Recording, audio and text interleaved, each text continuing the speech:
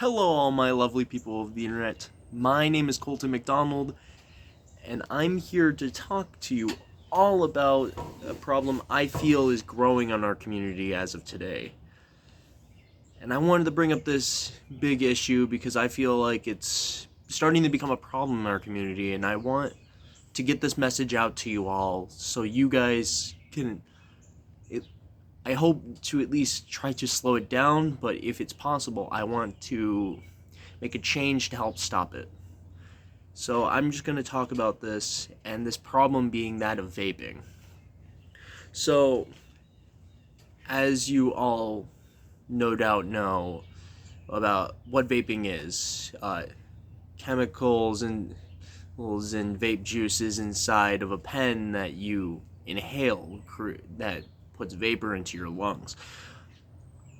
The thing is, I don't know if a lot of people realize this, but it actually is very harmful to us, and those who vape put themselves at high risk. So I just wanted to make light of this. So if you guys are thinking about vaping, or you're vaping already, or you know someone that's vaping, we can try to get people on a different path. And just so I'm reaching out to you all. So one thing I want to bring up is just how it's been rising in our community. So in recent years, vaping's become this big thing, but it's also become really big in schools, which then is causing a problem I feel in our daily school life, because now you got all these teens that are vaping, middle schoolers, and in the end it's bringing them down a path that they can't go back from once they're really on it. Because once you take in consideration, there's all the chemicals in here. Like, we got chemicals that are used for weed killer that you find in these. And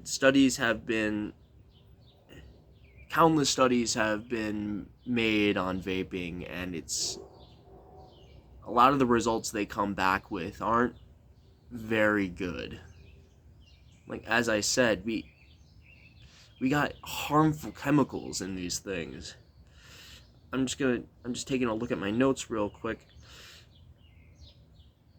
But like, it people's lives have been ruined by these things. And it's just a growing problem. Like, yeah, like some of the chemicals you can find are that of like acetaldehyde and formaldehyde, which are not only common in vapes, but also in the fact that they're both cancer causing. And these are very common chemicals you'll find in your everyday average vape. So when you have all these chemicals, you're pumping these into your body. And then on top of that, you also got acrolein diacetylate, other stuff. Sorry, I'm having a hard time pronouncing things. But there are other chemicals common in these that cause lung disease. And through my research on the topic of vaping, I've realized how harshly these chemicals can affect us. Like, when someone vapes, they're taking in nicotine. And then that nicotine's highly addictive. For all of you that know about nicotine, it's very hot, and for all of you that don't know what nicotine is, it's a highly addictive substance. It's very common in tobacco and cigarettes. Nicotine's a highly addictive substance that it's, in a lot of cases, it's what keeps people smoking, but in this case, vaping. And from that vaping, you have people who, like, if someone wants to stop, in a lot of cases, these people will be addicted, and then it just becomes an endless cycle, because once you hit withdrawal, it becomes very hard not to have that next hit. Of course, there are helplines and stuff that are out there that you can reach out to, and there's also websites where you can find out information about all of this. But it's something very serious that we need to address, because people can die from this. They're very, very dangerous things. Coming back to someone who's talked about their experience with vaping, we'll go to Daniel Ament. He was a very not so common vapor. When he never necessarily developed an addiction. That's not probably what I'm looking for. But he only vaped for social situations. He wasn't a very common vapor. He didn't vape as often as a lot of his peers did. He did it mostly for a social thing. And for how little he vaped, he ended up basically having his life ruined on account of it. He's gone on record to go around and talk about the problem with vaping, and he does all that and just gives speeches about it. But with his experience of vaping, as I said, he basically lost a lot of what he wanted to do with his life, because one day he woke up and he felt very sick. Next thing he knew, he was waking up in a hospital bed after having a double lung transplant because of how much he had vaped. And keep in mind, this is a little amount. And any of us who vape can be subject to having to get this kind of procedure, because these things are extremely dangerous. As I said, there's a lot of research material. A lot of what I found on the website for the Cleveland Clinic. They have information about this. This is where I've learned about my stuff. And I've also looked into a lot of other things and found plenty of other information that could be of use to you all. I'll have some of the, what's the word I'm looking for? I'll have the links to some of the websites I've been using in the description, most likely. So if you want to check out these websites, then you can. But I just want you all to know that this is something that is in the rise, and it's becoming very common. And part of it also comes from peer pressure, which is something that any of you in high school or just in general, don't succumb to peer pressure. If people around you are vaping and offer you a vape, just say no to it. Because for all you know, you're going to end up in a path that you're going to not so like. And then you'll be in a dire situation and possibly have to go through the same experience of Daniel Ament, having to get that double lung transplant and having a low chance of survival, because these things are dangerous, causing chemicals. And I'm just going to bring up another point. Vaping hasn't had the best track record.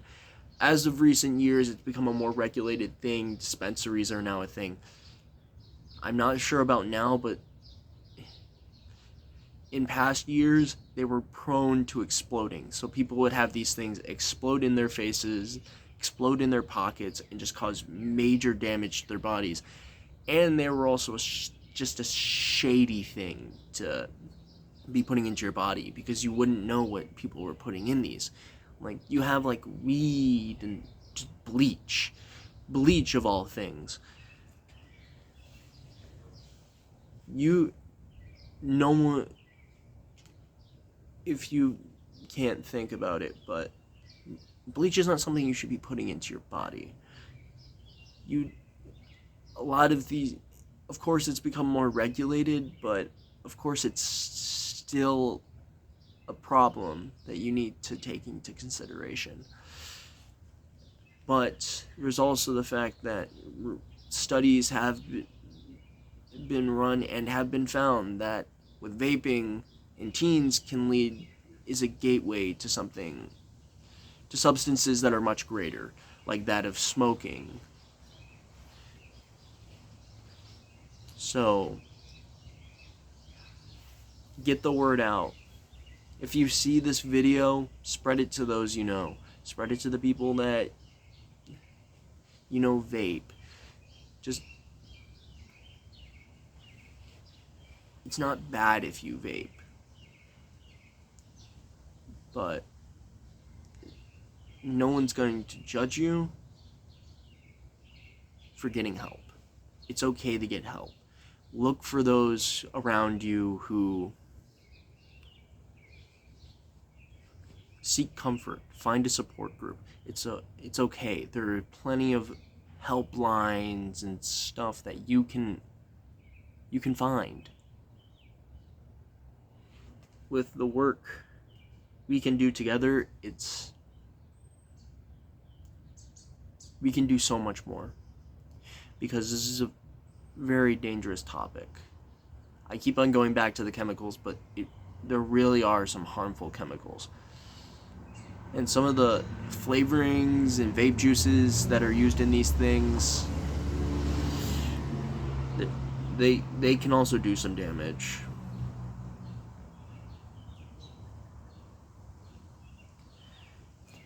But getting back to youths, it's a growing thing. It hurts to see my peers indulge in something as vaping, because they abuse rights we have in our school. Like, I'm in band, so they'll go into our locker room in the band room and just vape in there.